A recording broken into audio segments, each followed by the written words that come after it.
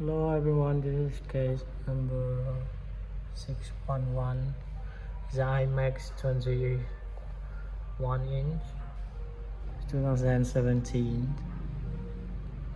Basically, we upgrade this iMac from hard disk to SSD 1 terabyte. Customer report us his machine was slow, unable to boot OS.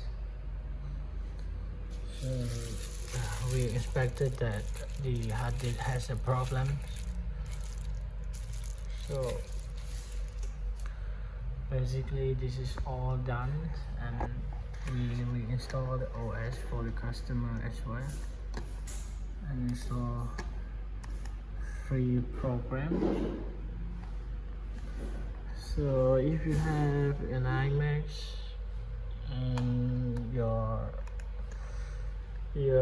Mac was slow or unable to boot OS, feel free to contact us at Smart Service. Thank you for watching this video and see you next time. Peace.